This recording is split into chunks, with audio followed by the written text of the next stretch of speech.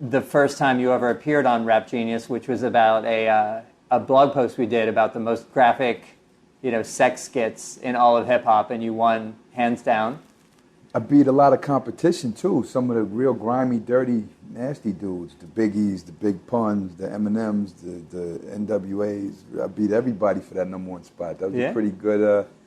I'm glad that I'm the most depraved, disgusting artist you found. I'm glad. Yeah, definitely. And you had that one song where you said you were the first white pornographic rhymer, and I thought that was kind of interesting. Yeah, well, that's 100% accurate, obviously. Yeah. Yeah. So who were some of the people who kind of influenced you when sort of writing about sex or doing skits about sex or whatever, other rappers or comedians or? Well, Just Ice was the first one that he had a record back, I think it was 87, where he said, it's called The Original Gangsta Hip Hop, and he said, this record you're about to hear contains explicit dirty lyrics like fuck, shit, ass, bitch, your mother's dick, and all that shit. Hit it, DMX. And then the dude started beatboxing. He said, but fuck the girl, I'm guaranteed to make it. Like, he killed it, yeah. So he was the first. I was like, whoa, that dude's crazy. He's a maniac, So. Nice. And right before we came in here, also, you showed me a book you're reading about the Houston family. I know you're a big movie buff. But what makes you different, I think, than a lot of people is that you're a big fan of early movies. Like, you might be the only rapper I know to name drop, like Bugsby Berkeley, W.C. Fields, like that kind of shit. Wow, yeah, you noticed this Rap Genius, you know my lyrics. Yeah, dude name dropped Bugsby Berkeley. He was one of the best. And W.C. Fields, one of the great comedians in history. And I mean, I go back, I got Lon Chaney references from the silent era, so I got a lot of, Fritz Lang, Dr. Mabou silent films. So I love the oldies, man. How'd you get that deep into film?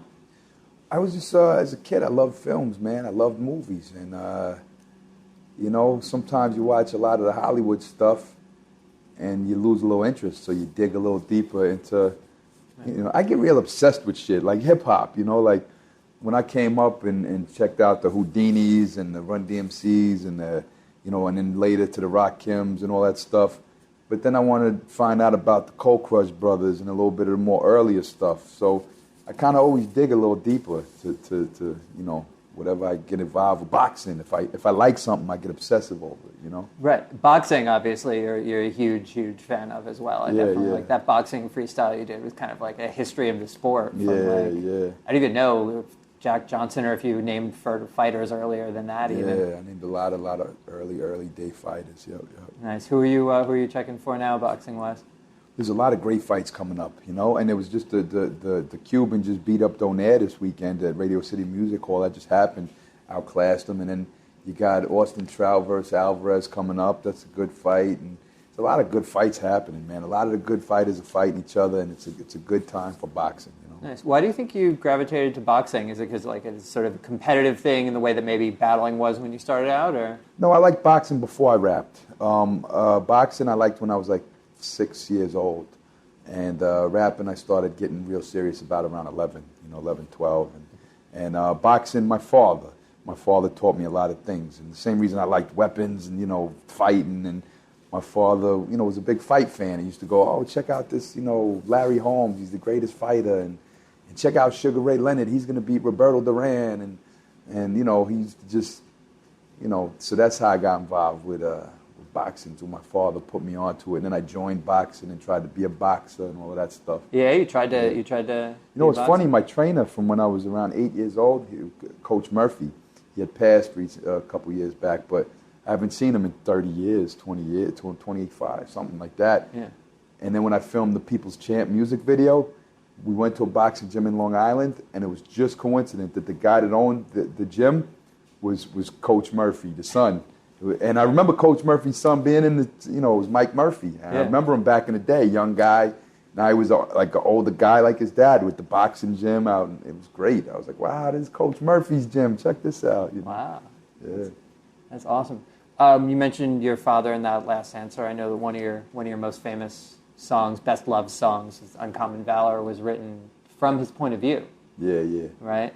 Did you, when you were writing that, did you ever kind of have any second thoughts about being that open, or writing, his story out or anything? Nah, No? man. All my lyrics is open, man. I'll tell you, if somebody dies in my life, if somebody is, fucked up, or this happens, or I'm fucked up, or that's what I do. I write, man. Like I got nothing to ever hide, man. That's why if we do an interview, ask me whatever the fuck you want. I'm not hiding nothing. So I feel the same way about my music. It's like, hey, man, I'm put on a pedestal to some people. They look up to me. So like, here, I'm gonna give back to you people. I'm not a superstar celebrity, but I got some real hardcore, dedicated people that come to me for some of that openness and that truth. So I try to give them it, Yeah. Did he ever get to hear that song? Of course, yeah. And he thought it was, he loved it.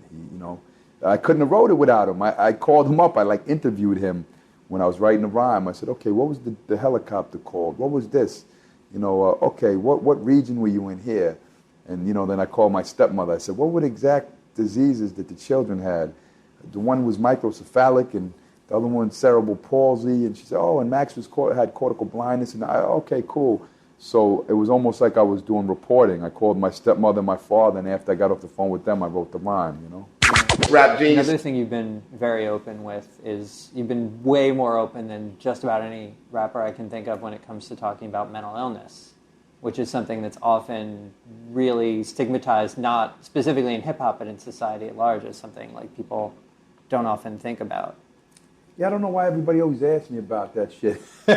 But nah, if somebody, why I've been ultra open about it is because everyone always asks me, so what am I going to do? But I think that all you got to do, you can heal yourself. You can heal your own brain. You can just overpower your own fucking brain. Overpower it. Don't let it keep telling you that things are happening that ain't happening. Don't let it keep telling you that, you should kill yourself or the world is a horrible place. And just get past all the bullshit and heal yourself. You don't need all these drugs and brainwashing and turn the fucking kids into zombies. And, oh, my kid is a little hyper. Let me put him on 10 different drugs when he's 10 years old. All of that shit. That shit is worse for the society than just having a little illness and getting over it, Mm-hmm. Definitely. Going to your career for a minute, I was listening to Razor Gloves today, and on that you talk about not ever being marketed correctly. So I was just curious, like, when you were starting out and, at Jive and all that stuff, what do you think, looking back, what might you have done to kind of, on the marketing side? Well, you know what I mean? They wanted to market me in a comical way where it was horrorcore, bloody axes, blood and guts. And that's, because I got signed, I had a song called Bloody Axe and another song called Rubber Room. And that was, I made those songs in the early 90s. And people said, oh, this is a genre, this is a whole genre, this is a whole movement. And, I didn't want to be marketed in a particular, one. I didn't want to do House of Pain is Irish, R.A.'s the loony horror guy. I just wanted to be an MC. Yeah. So, if I could have been marketed correctly as a dope artist with a dope, wild out personality, that would have been good enough, Yeah. And you even say on one of your tunes that the label didn't, at one point you had a label that didn't even want you to curse.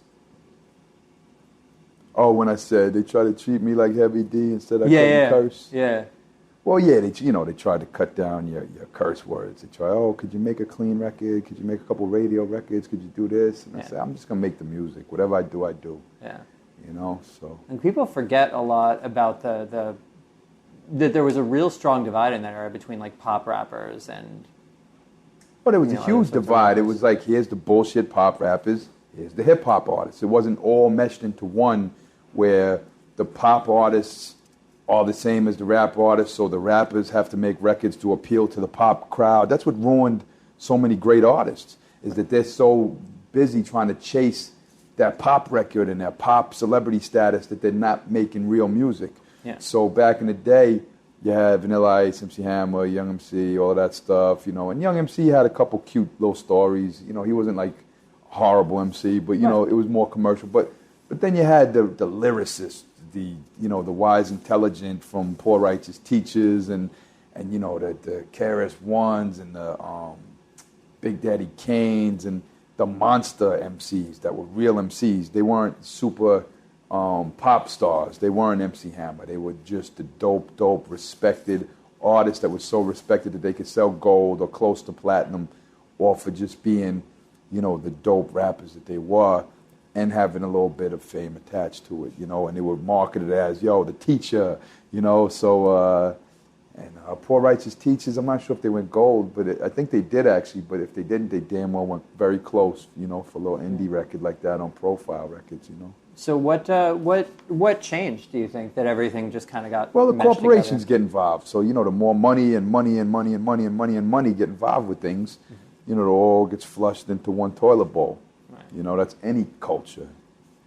Definitely. I think when... so when you were starting out, I know you were recorded by, you know, a bunch of labels and all that stuff, and you've definitely done a lot of talking about, you know, those days and being so young and being approached by all these people. But just in passing, in lessons, you talk about being courted by Master P. Oh, yeah. When I was a Priority, we were in talks about, you know, Master P taking over, and because Priority didn't know how to break any artists. All they had was No Limit, and everything that No Limit touched went gold. Right. So Priority, you know, said, yo, you got to meet RA. So Master P came through, and he was like, yo, you know, we can market you like this, we can market you like that. And then Master P brought me in the studio, and I started playing him all my dirty rap videos with all the sex and the shit and the throw up and vomit. And he was a little scared of that. He made Romeo leave the room. Like, no, get out the room. So, and that's true. Yeah, Romeo was there. He said, oh, get out the room. So yeah, no, that was just when Priority was trying to see if me and No Limit could do something, and it didn't feel like a right fit, you know. To say the least, yeah. I know some of the great rappers you were talking about, and I know you respect a lot. You know, nobody ever asked me about that. that Master P line. I was surprised, you know. Yeah, no, it's sitting right there in the middle of this. Nobody ever asked, like, yeah. what the fuck were you talking about Master P? You know. But go ahead, I'm sorry. Oh no, I was just saying, like, you shout out like some on that you've had sort of a list in a couple of songs. You'll mention Kane a lot, I know, and you know Chuck and Rakim and Kool G Rap as sort of these four icons for you. What do you think you learned from listening to each of those guys? Learned how to rap. Kool G Rap, you know, you learned how to annihilate a track, multi-syllables, and slaughter, and make every bar, not even every bar, every line, and every word painted a picture in a 1 or 2 line sentence. You would paint like 3-4 pictures. I learned that from G Rap. You know, Kane was vocals. You know, Kane had great he knew how to annihilate a track, and he had this presence. And, you know, but he had this smooth delivery where I'm the best, so yes, I guess it just, you know, that's from Kane. So, Rakim was how to drop knowledge and lay it down on a track. And also, you know, also the same thing that G Rap did. You know, that was a lot came from Rakim too. You know, the whole but G Rap took it like on steroids, where he went overboard with it, and Rakim kind of, you know, would just say clever, intelligent rhymes with this incredible vocal delivery. And Chuck is he's the Martin Luther King of rap. The vocals, the nobody can attack the mic with the vocal power of a Chuck D. And that's not something you can learn. Like, I try to be powerful like Chuck with my voice. Yeah. But, I know a lot of people tried to imitate him when P first broke. You can hear it in a lot of stuff in that era. It's true. But I never tried to imitate him, but I tried to learn from the way he touched that microphone. Like, the way his voice laid down on track. These rappers today sound like bitches. Sound like little girls. This rapper was the epitome of what the fuck a voice should sound like when it's delivered to the microphone on a microphone. Chuck was all vocal. So those four are definitely some of the biggest inspirations in my career. You Yeah. know, along with the Slick Ricks and Dougie Freshes and so many greats in history. Yeah. So many greats. You go into the '90s, the guys like Redman. Redman is one of the most ferocious ever. Probably the slept-on MC ever because he's I was going to ferocious. say, people just think of him as a comedian or whatever. Yeah, he's one of the most ferocious of all time. Yeah. Definitely. So one of the things I noticed about your style, like that you do a lot, was like you'll have in certain songs you'll have like a long string where you'll just like rap and rap and rap without pausing. Mm-hmm. You know what I mean? Like syllable, syllable, syllable, just like going. And it's a great effect.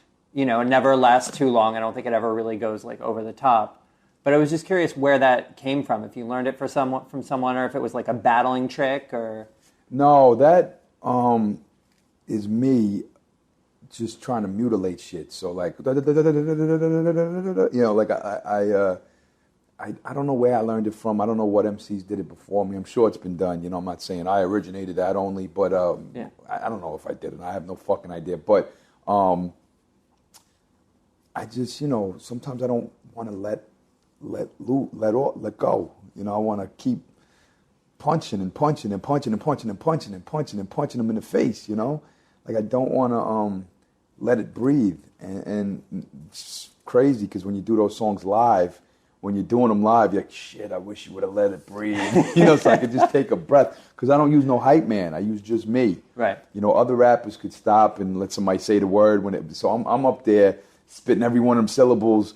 Like, please, breath, hurry up, R.A., hurry up, R.A., get to a breath. Oh, I'm out of breath. Okay, and I attack it again. So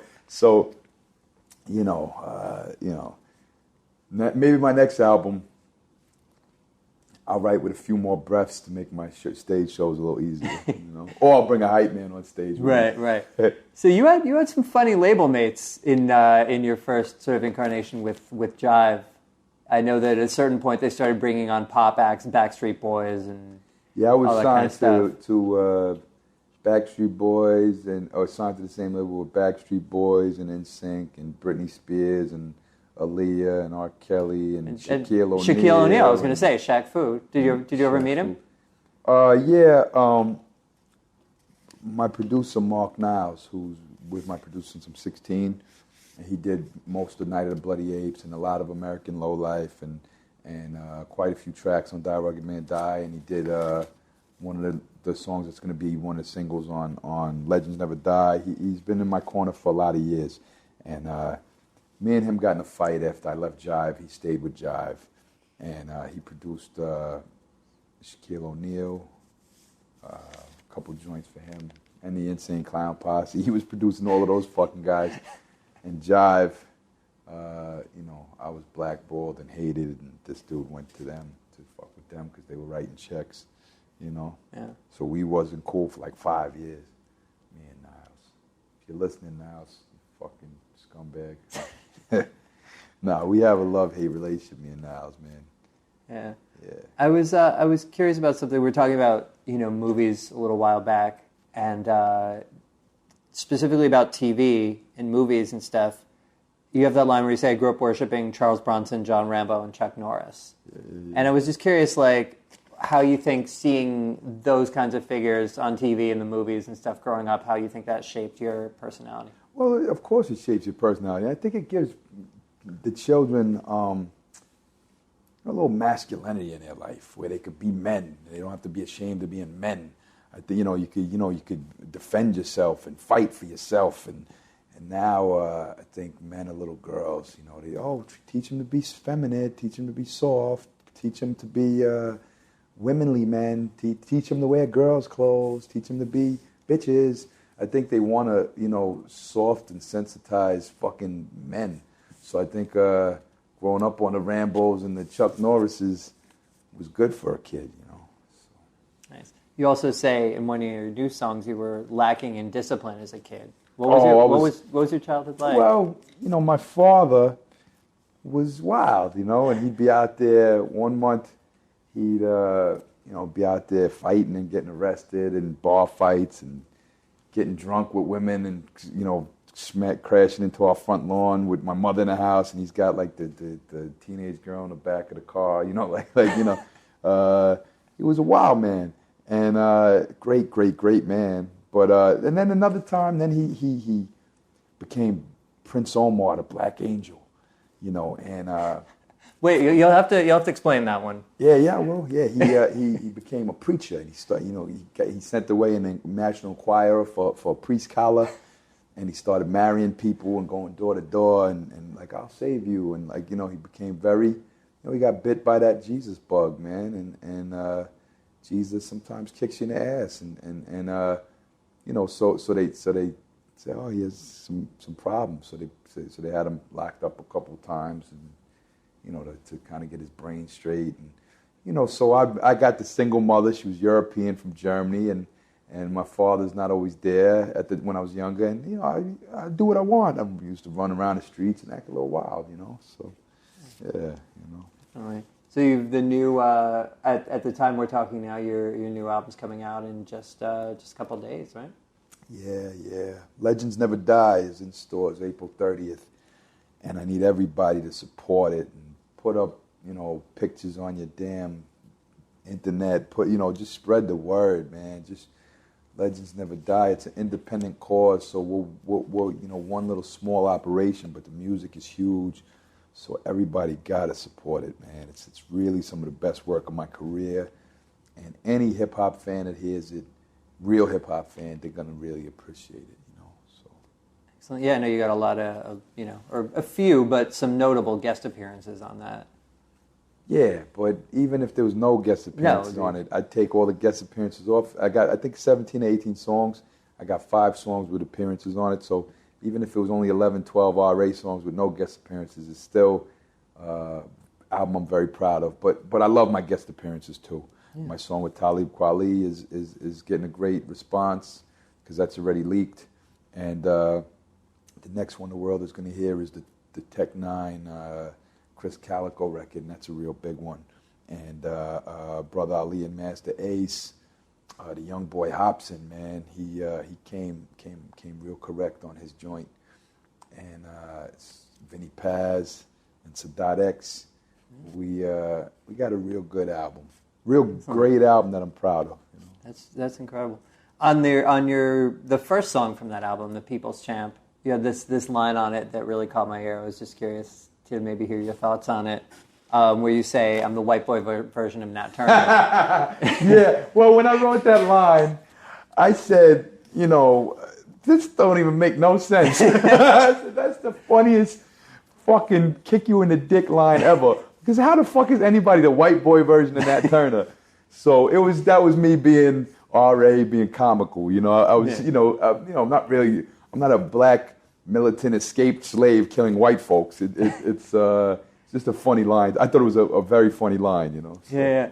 But you have, in a lot of ways, in a lot of your work, like been pro-black somehow. Been pro-black. Been yeah, it's weird, right? Right. And I'm also like the most pro-black rapper. Yeah, and also just like aware of like how racism works. You know what I mean? Of like, I don't know, for lack of a better word, like institutional racism. There's larger forces. It's not just like someone saying, I don't like you because you look like X. I feel like that kind of seeps into your work a lot. Okay. And I don't know. I was just curious, like how these sort of big picture things came about. If you think it was just from being in hip hop, or well, like I said, when I was a kid, I was raised. You know, when I started rapping, I was raised on that era where it was the X Clan and you know, the 5% Nation and you know, some of my best friends that I grew up with that all of a sudden. They were being told that, you know, the white man's the devil, and I come from the Caucasus Mountains, and I'm you know, I got leprosy, and you know, this and that. And one of my good friends, Marcus, he had like the damn, you know, Kid and Play Gumby type of shit, and you know, we grew up together. All of a sudden, he was going to the mosque every day, and he said, I had a nephew that was sick. My nephew passed away at 6 months old. And me and this kid Marcus, he was older and bigger than me, but we almost came to blows because he said, "Oh no, that baby, that baby's cursed, man. It's a white baby. It's cursed." You know, we were teenagers, 15. I said, "What do you mean a baby's cursed?" He said, I I said, so you're telling me that little young baby went to hell because he was born white? He said, yeah, boy. He said, how you know your sister didn't feed it a piece of bacon or something? I said, yo, you're so stupid. No, but that, we were young idiot kids, So, And it was funny, one time I was in Marcus' house and his father, put my head on the couch and he said, oh, have him put a towel there. They put a towel down because it said white folks, the greasy, there's grease in our hair that isn't on like black people hair. So like white folks have like this weird grease shit on their hair. So okay, go ahead, put the towel on the pillow. So I put my head on the towel. I don't care, So just being around that seeps in some ways. No, but okay, then you get the black side of it. But then also, being a kid, my sister would roll with the pagans and the Hells Angels and those bikers. And some of those bikers would be like have motorcycles with Schwartz stickers on their goddamn bicycles and like, I hate, N-words and blah, blah, I'll kill a Puerto Rican, like the racist, crazy white, biker dudes. And then you had the God bodies that thought that I was diseased. And, you had all racism coming from all angles. And it was all wild, I didn't know it affected me as a kid, but then as a grown-up, when I look back, I got to laugh at it. Like, oh my God, everybody's retarded. But at the time, I just thought it was regular. Like, that's how people, the bikers are weird Nazi racist fucks. These dudes think, white folks are Caucasus Mountain cavemen, cave-dwelling devils and blah, blah, blah. And, like the X-Clan lyrics, silly polar bear, all of that stuff. I was like, yeah, I'm a polar bear. What? Nice. And there's an artist you rap about knowing about who I think a lot of people wouldn't necessarily associate with R.A. the Rugged Man, who you knew early in her career, and it's Nora Jones. Oh, I had one line. I don't know, right? I said the one thing. Now, what was with Nora was there was a boy who had a talent agency. His name was Phil Cassess. So he used to not manage, but he used to do jingles for Nora and get her work, and if she booked like a little lounge, he would help her get the lounge thing, and it'd be like Nora would be there setting up and like taking it all serious. I'm like, yo, there's like fucking 12 people here. What the fuck is she taking so serious? Like, no, the mic's not good enough. Blah blah blah. Who the fuck this bitch thinks she is? No, I'm just kidding. But she's a real sweet girl, sweet girl. And then Phil had said, oh, you saw Nora was on Letterman last night. I said, Nora, the girl from the fucking lounge? The girl you do those little stupid events for? Yeah. So she put in, she paid her dues and came from the bottom. Yeah. I mean, she didn't come from the bottom, you know what I mean? Yeah. But from the going to Manhattan and trying to do little not rap circles, little singer-songwriting circles to really making something beautiful for herself. And she's a sweet girl because I had seen her a few years back after she blew up big, and she was at the Christmas markets, in Union Square. Yeah. Is that Union Square? Yeah, 14. Union Square. Yeah. And I seen her there, and I was with my little sister. I said, hey, this is my little sister, Nikki.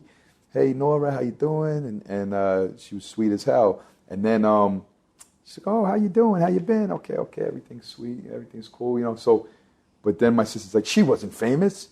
Nobody recognized her. I'm like, that girl, my little sister was a kid, like if she was famous, how could she thought like, famous people walk down the streets and everybody, oh my God. But, I said, no, she had a hat on. She was in disguise, She wasn't in disguise, but she, had a little winter clothes on. And I explained to her, I said, no, that girl that you just met sold more than all the people you watch on MTV. Definitely, so I guess one other quick thing that I thought was kind of funny. You had one of your best-known songs, Stanley Kubrick, basically remade by the Alchemist.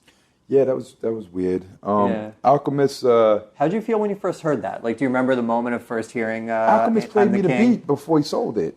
He said, "Oh, yo, check out this beat I made." He played it for me at his little apartment. Evidence had come over the next day or whatever, and they were both on the come up, Yeah. And he played me the beat and said, yo, I heard your song on Stretch Armstrong, and I got inspired. I said, oh, shit, it sound like the same thing. And then I guess Royce heard it and bought it or whatever, and it became, it had some good PR behind it, and it did well, and they sold it to some video games. And so I was just kidding around with No, Al. I know. I didn't think when you I were said, yo, seriously, Al, you're like- my little buddy. Yeah. Stole that beat. You know, I was just making a little joke. The real producer of that beat is Capital, the crime lord, out in Long Island. And he was a big rapper, one of the better rappers in my neighborhood growing up. He rapped on a little white Italian and Puerto Rican kid. He rapped on Biz Markie's album. His name's Capital T. He rapped on I Need a Haircut. He rapped on Diamond Shell's album. He was a really, really good rapper producer, you know. Yeah. Rap genius. Who else from that Long Island scene do you feel people kind of forgotten about or never quite got the recognition that they deserved? There was a lot of rappers, you know, I mean, Granddaddy IU's over in Hempstead. I love him. He's been a guest on the show. Yeah. He's in Hempstead, and then, you know, I was just with Rock Marciano last night, and you know, there was a lot of great rappers from my way. Even you go, you know, K Solo put out 2 records on Atlantic Records, but I think historically he's underrated as a lyricist. I think he's actually a really complex storyteller. Right. And like People, unfortunately, at most remember one tune. yeah, like some of the spelling of this and that. Yeah, but spelling, or whatever. he, you know, when he came back with Redman a couple of years later, with that one joint, the big song where they sampled the Just Ice beat. K Solo is a super lyricist, man, in his day, man, and some of his storytelling, some of the best storyteller ever laid down. You know, The Fugitive and Tales from the Crack Side, and some of those stories that he really went in deep on, they were pretty great, you know. So. And one thing that I couldn't help but wonder, listening to your catalog a little bit, you mentioned Charlie Manson a lot, and I was wondering, is it like I did you Charles name drop Manson. him a couple times, yeah. And I was just wondering if it was like just shorthand for like crazy, or if you When had did any I kind of mention Charles fascination with Manson? him. I don't remember. I honestly forget the tunes, but Yeah, the ones 'cause I I don't was remember listening either. through today. Oh, I think you're talking about Crazy Man, because the Yeah. song, I called him a pussy. I said Oh, Charles right, you're Manson's comparing a pussy. yourself favorably to him. I said Charles Yeah. Manson's a pussy. I said Charles Manson's a pussy. A wannabe musician. I piss on that hippie. Right. Yeah. I was shitting on Charles, you know, little weasel. Did I ever use him again? Man. It might have been one other time, I don't remember. And I was wondering, because, you know, obviously Stanley Kubrick was on Soundbombing, and, you know, you had an affiliation with Raucous. Like, how did you fit in with that whole sort of Raucous crew during their heyday? Well, I at the time was the most famous one that they knew, you know, because I was the little veteran, and then Talib, Mos Def, all those guys were kind of on the come up. So they always like, yo, Ari the Rugged Man, I know who that is, you know, like I was like the older cat. That's crazy, right? Yeah. But so they just hit me up, and I didn't fit in very well, obviously, you know. You know, I was more rowdy, crazy. And their other stuff was more like peaceful, spiritual. You know, I guess Thurston Howell III fit in there with me, but like we didn't really fit the whole scene of a Raucous. Raucous was more, you know, like that Afrocentric type, even though it was run by a bunch of like rich hippie kids, you know. Right, including Rupert Murdoch's son. Yeah, Rupert Murdoch's. That was Rupert Murdoch money. I said that on a damn. I did a remix, MF Doom remix, with me and Doom, and I said they devils from underground to. I forgot what I said. The devils from mainstream to underground hip hop or something like that. Right. I said Jive supported apartheid and Raucous was Rupert Murdoch. You know. Yeah. Because you know, Jive was a South African owned label and had parts of the whole apartheid thing, supposedly, you know. So. Rap genius. Well, so tell me about plans, obviously, of the record coming out. What's what's coming up to support? Are you doing any shows or anything? Well, yeah, I stay on the road. You know, Yeah. I'm gonna try my fucking hardest to do 200 shows this year. I want to be on the road nonstop. Like I don't want to not be on the road. So that's my main thing. And then I just want to be on the road. And promote, and then come and work on a new album, you know. And then, you know, I'm going to drop some good, really, really good videos. And I would imagine as a film buff, you probably have lots of ideas for yeah, I videos. got tons of ideas. The only thing is budgets, you know. Like you have all these huge ideas in your head, and then when you're like, well, we have, you know, $1,200 to shoot the whole video, so you have to be very creative with the productions, you know. But couple of videos I spent a couple more on, you know, 3,900, 4,100. spent a couple dollars on a couple of these videos, you know. For me, those are big budget now, you know. So Yeah. they're gonna look big. Like I did one that looks like it cost $50,000 or something, you know. I guess the one final thing was like you were talking about, you know, you were at Jive, right? And all these sort of pop artists were there and you sort of got to see that almost from the inside. You know, do you view like not having that kind of like, and you were talking about the pop rappers of when you were starting out, do you feel like you not having that kind of like pop crossover success has been like a blessing or a frustration or sometimes both? It's been a blessing, a big blessing, because, you know, all the rappers that I dealt with that did the big crossover pop thing, they lasted a year or two. Then when their shine fell off, they were losers, you know.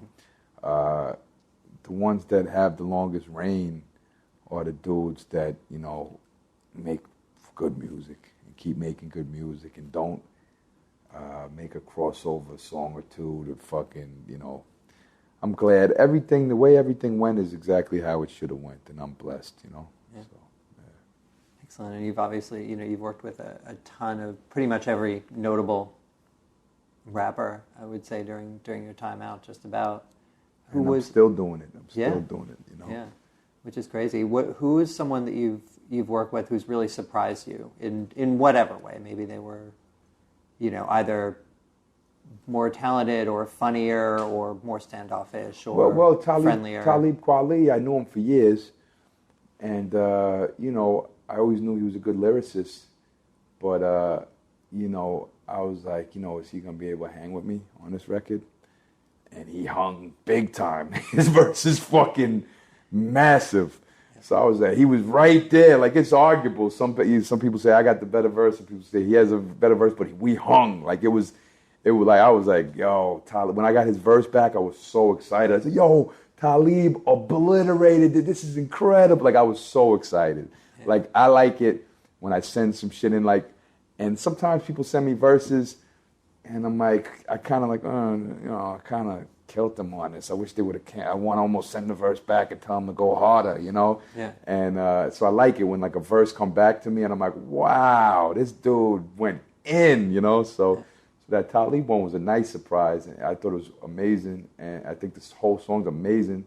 And then, you know, who else did I work with that just surprised me? That's just very recent. That's why I'm thinking of that one. You know, that's why I'm like, you know. And I do have to ask though, how'd you get Big to be so filthy on record? Well, because what happened when Big showed up at the studio, I had already had my lyrics laid down. He took a car, you know, out to Long Island. For our listeners who don't know, that his great duet with Big is called Cunt Renaissance. Yeah, it's really foul and disgusting, and I purposely made it so foul and disgusting to piss off the record label because they wanted me to make a commercial song with Biggie. They wanted me to make something that they could get played all over the fucking radio nationwide. And I said, okay, I'll do that for you. And I said, what's the most disgusting lyric I could think of? And it was right around the time when Lorena Bobbitt chopped off the husband's dick, right, you know, and got away with it. Yeah. And I said, yo, man, imagine like you ripped like some bitch's cunt out with a spoon, that you'd go to jail for life. How the fuck she's allowed to cut off a dick and do 3 months? That's crazy. So I said, rip a cunt out with a spoon. I said, oh shit, you can't get any more disgusting than that. I rip your cunt out with spoons. Yes. So when Big walked in, he didn't know the concept. Well, Big already had the beat. Oh, he had the beat. And he already wrote something, and he knew it was a sex record. But then when he said, you know, I know if I'm fucking with you, it's going to be some wild shit, you know. But then when he showed up, he's like, yo, your label's letting you say that? I said, yeah. He's like, all right, give me a couple, let me rewrite my shit and get a little crazier. So he smoked a little blunt, and he you know, sat there for a couple hours and wrote his shit, and then went in the booth. I heard you talk about your relationship with him a little bit with Reggie on the Combat Jack show. And what was so interesting to me was you talked about him like a person, and you said, you know, I didn't know he was going to be the like hip hop icon of icons. He was just a good rapper who I like to hang out with. He is a person. Like, you know, people put all of us on pedestals like we're like super beings. You know, Biggie was just some kid that rapped in the neighborhood. You know, And I mean, it's a blessing, the impact he made on society, man. I'm proud of the brother. I'm not saying he shouldn't be that, but I'm just, you know, these are people in your world. That's like, imagine this dude over here. What's your name again? Gabriel? Gavin. If Gavin all of a sudden is the fucking, you work with Gavin and Gavin's your boy, and all of a sudden Gavin's the biggest respected human being over, you'd be like, what the fuck is Gavin? Like, you don't think like regular, you know, you don't think of regular people like there's some above where the whole world is going to bow down to them. But, you know, that's why it was unbelievable seeing this dude Biggie that I knew, and we were friends, and he'd call my house at 3 in the morning, and, you know, we'd drive around my car and tell store jokes and play records for each other, and, you know, all of a sudden he's this you know, one of the most iconic, you know, people in the history of hip-hop to society. Yeah. That's unbelievable to me. I love it, but it's you know, he's a regular-ass dude. Yeah. But, I mean, I understand it because Rakim is a regular dude. He's a human being. But when I see him, I get starstruck. And I'm in awe. Like, oh, my God, it's Rakim. So I understand where people get starstruck over the image and the thought of Biggie. You know, but I was with him in the battlefield. So, you know, he looked like a regular person to me. But, you know, dudes that came up before me that I grew up looking up to, I understand it because I do this. Oh, that's Rakim. Oh, my God, it's Rakim. When I see Rakim, I try to act cool, and I can't. I'm like, hey, how are you? Hey, Ra, hey. And he's like, hey, what's up, R.A.? And we talk, and it's just like, and I'm such a nerd trying not to be a nerd. Like, yo, you know, and remember when you said this lyric, you were amazing. I mean, stop kissing this dude's ass. Yo, stop. You know, like, so I understand the idea of you know, the you know, worship of a human, but you know, on the bottom line is they are all just regular ass human beings. Went to grade school, you know, cried for his mom, you know, got in fights in school. You know, they're regular ass people. You know, so. Well, that's incredible. So thank you so much for coming by. Legends Never Die, out April 30th. Yeah, April 30th. Please, everybody, support. I mean, don't go just stealing the goddamn album. Just go pick it up and support, because if you support, then artists like myself could continue to make more music, because I like making my music competitive, and I like having it on a big board and having a nice mix and taking my time recording it nicely and making it sound, you know, get it mastered by a legitimate, you know, cat that masters records. I want all my shit to sound great. So, you know, you know, the money I make on my goddamn music, I usually put it right back into the music. So, yeah. Yeah, well, I mean, there aren't nearly as many studios now as there were. Because everybody got a house studio, and nobody cares about the quality of music, so they just like do it in their house and make some idiot mix. And I'm never gonna put out music like that. I'm not gonna do something out of my house and just, you know, have it sound like a mixtape. And all my records are gonna sound like real records, you know. So that's incredible. We look forward to hearing it, and thank you so much for coming by. Thank you, Rap.